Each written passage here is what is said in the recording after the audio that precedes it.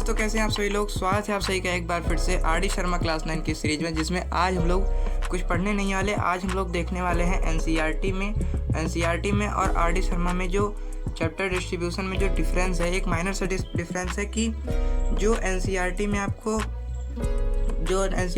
Topics मिलेंगे उसमें से कुछ मेन टॉपिक्स को आपको आर डी शर्मा में पूरा चैप्टर ही कर दिया गया है। इसीलिए जब आप एनसीईआरटी में उसको एक चैप्टर जानकर पढ़ते हैं तो आर डी शर्मा में वो किसी के लिए एक एनसीईआरटी में अगर आप समझेंगे कि अगर हम इस टॉपिक को पढ़ रहे हैं और अगर आप बता दें कि मैं ये टॉपिक पढ़ रहा हूँ तो वो आर डी शर्मा में पूरा एक चैप्टर ही बन जाता है। तो इसीलिए प्रॉब्लम ये आती है कि अगर आपका एग्जाम में बताया गया कि आपका एनसीईआरटी में चैप्टर नंबर 2 आएगा तो एनसीईआरटी के जो लर्नर्स है वो तो समझ जाएंगे, लेकिन जो आर डी शर्मा पढ़ने वाले हैं वो जो चैप्टर नंबर 2 पढ़ेंगे वो एक्चुअली में चैप्टर नंबर 2 नहीं है। वो चैप्टर नंबर 2 ना होके एनसीईआरटी का मात्र एक टॉपिक है चैप्टर नंबर 1 का। और अगर आप मेन चीज़ इंपॉर्टेंट है कि यूट्यूब से पढ़ रहे हैं तब भी आपको ये प्रॉब्लम आती है। अगर यूट्यूब में आपको मैथ में बताया जा रहा है, अगर आपको स्पेसिफिकली आर डी शर्मा के बारे में बताया जा रहा है तो ठीक है, लेकिन अगर आपको एनसीईआरटी से बताया जा रहा है तो ये प्रॉब्लम होती है कि एनसीईआरटी में आपको अगर चैप्टर नंबर 2 पढ़ाया जा रहा है तो आप उसको R D Sharma chapter number 2 नहीं पढ़ सकते, उसको आपको चैप्टर नंबर 4 जानना होगा। तो यही कई सारी प्रॉब्लम्स हो जाती हैं। तो इसी का सोल्यूशन लेकर हम लोग आ गए हैं। तो देखते हैं डिफरेंस। अब सबसे पहले चैप्टर नंबर 1 जो कि है एनसीईआरटी में नंबर सिस्टम, वो एनसीईआरटी के में तो चैप्टर नंबर 1 नंबर सिस्टम ही है, लेकिन जो चैप्टर नंबर 2 है वो पॉलिनोमियल हो जाता है। लेकिन जो आर डी शर्मा में चैप्टर नंबर 1 नंबर सिस्टम है उसके बाद जो दूसरा चैप्टर आता है वो जाता है एक्सपोनेंट ऑफ रियल नंबर। अब इसको समझते हैं कि होता ये है कि जो नंबर सिस्टम है उसका chapter number 1 number system NCERT का जो लास्ट है उसमें लास्ट के 2 टॉपिक आपको मिलते हैं, वो है एक्सपोनेंट ऑफ रियल नंबर और एक आपको मिल जाता है रैशनलाइजेशन। तो जो आपको रैशनलाइजेशन मिलता है और एक्सपोनेंट ऑफ रियल नंबर मिलता है, ये एनसीईआरटी के चैप्टर नंबर 1 का टॉपिक है, लेकिन आर डी शर्मा में ये पूरा चैप्टर हो जाता है। तो अगर आपको कोई कहा है कि एनसीईआरटी में आपको कहा है कि चैप्टर नंबर 1 पढ़ना है तो आर डी शर्मा में आपको चैप्टर नंबर 3 तक पढ़ना है, क्योंकि जो आर डी शर्मा का चैप्टर नंबर 3 तक है वो एनसीईआरटी का चैप्टर नंबर 1 नंबर सिस्टम ही है। इसके बाद आता है एनसीईआरटी का चैप्टर नंबर 2 पॉलिनोमियल। तो ये चैप्टर इंपॉर्टेंट होने के साथ साथ ये चीज़ भी इम्पॉर्टेंट है कि अगर आपको बताया जा रहा है कि ये आपका पॉलिनोमियल है, ये आपका पॉलिनोमियल एनसीईआरटी में तो आपका एक ही चैप्टर है पॉलिनोमियल, लेकिन आपकी जो आर डी शर्मा है उसमें चैप्टर नंबर 2 पॉलिनोमियल जो एनसीईआरटी का है वो आर डी शर्मा में आकर 3 चैप्टर में बढ़ जाता है, जो कि है अलजेब्रिक आइडेंटिटीज। इसमें आपको अलजेब्रिक आइडेंटिटीज मेन बताया जाएगा और उसको नंबर्स में कोड कर उस पर सवाल लगाने को दिया जाएगा। उसके बाद आएगा चैप्टर नंबर 5 जो कि पॉलिनोमियल चैप्टर के ये 3 टॉपिक्स हैं। एक आपको है अलजेब्रिक आइडेंटिटीज और दूसरा है फैक्टराइजेशन ऑफ अलजेब्रिक आइडेंटिटीज और उसके बाद आएगा मेन जो चैप्टर है वो है आपका पॉलिनोमियल। तो इसमें हम क्या देखते हैं कि आर डी शर्मा में ये 3 चैप्टर हो जाते हैं। पहला अलजेब्रिक आइडेंटिटीज जिसमें आपको मेन आइडेंटिटीज अलजेब्रा का बताकर उस पर सवाल लगाने को दिया जाएगा। उसके बाद आएगा फैक्टराइजेशन ऑफ अलजेब्रिक एक्सप्रेशन। इसमें आपको बताया जाएगा कि अलजेब्रिक एक्सप्रेशंस होते क्या हैं, उसमें आपको कांस्टेंट बताया जाएगा, वेरिएबल बताया जाएगा और ऑपरेशंस बताए जाएंगे और उसके बाद आपको बताया जाएगा अलजेब्रिक एक्सप्रेशन होते क्या हैं।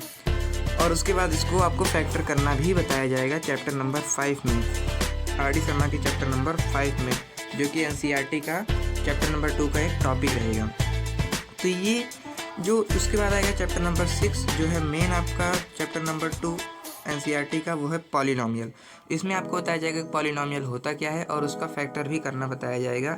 लेकिन ध्यान रहे ये तीनों चैप्टर एनसीईआरटी के चैप्टर नंबर 2 पॉलिनोमियल के टॉपिक्स ही हैं।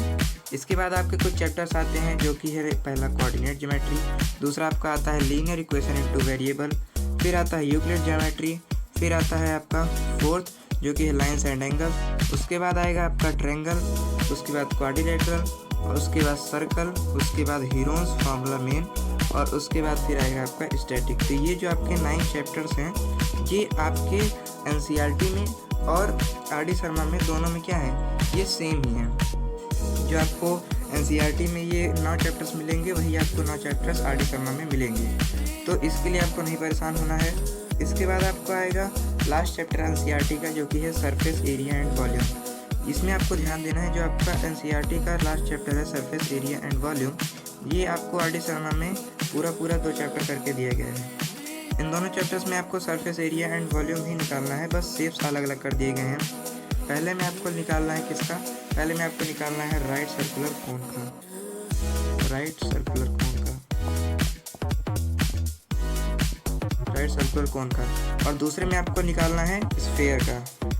तो आपके राइट सर्कुलर कोन में ही आपको एक सिलेंडर का भी निकालना बता दिया जाएगा, कोन का भी निकालना बता दिया जाएगा, लेकिन स्फेयर में आपको स्फेयर का ही निकालना बताया जाएगा।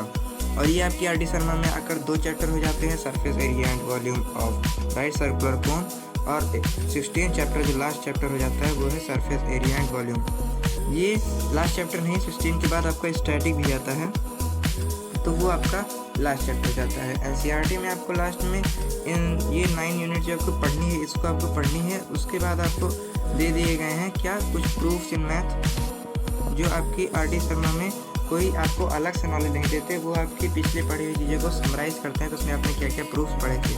उसके बाद आपको आंसर शीट भी दी जाती हैं एनसीईआरटी में, और उसके बाद लेकिन आर डी शर्मा में आपको ये प्रूफ्स नहीं दिए गए हैं। तो ये सारे कोई डिफरेंस हैं। आशा करता हूँ आपको ये सब समझ में आए होंगे। और इसके बाद मेन चीज़ आपकी बची है क्या, कि यही रीज़न है कि एनसीईआरटी में 12 यूनिट हैं।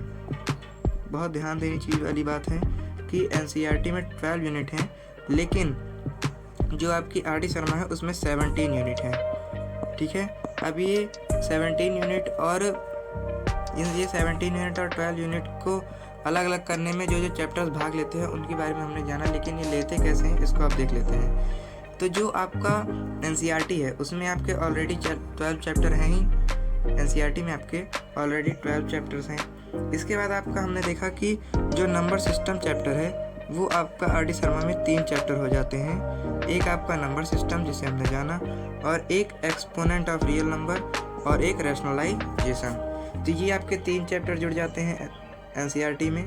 उसके बाद फिर हमने देखा कि सरफेस एरिया एंड वॉल्यूम, एक चैप्टर हमने देखा क्या, सरफेस एरिया एंड वॉल्यूम, ये भी आपका क्या हो गया है, ये आपका 2 चैप्टर्स में बढ़ गया है आर डी शर्मा में। एक है राइट सर्कुलर कोन, और दूसरा हमने देखा किसका, स्फेयर का। तो ये आपका 2 चैप्टर्स बढ़ जाते हैं। तो ये 1 और 2, ये 2 चैप्टर्स आपका फिर जुड़ जाते हैं।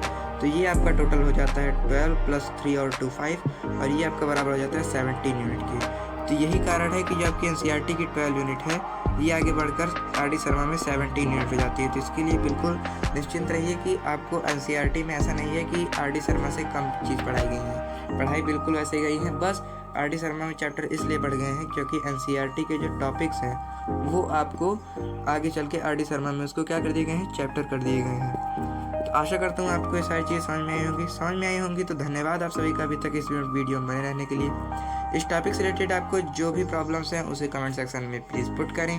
पढ़ते रहिए, मिलते हैं नेक्स्ट क्लास में। धन्यवाद।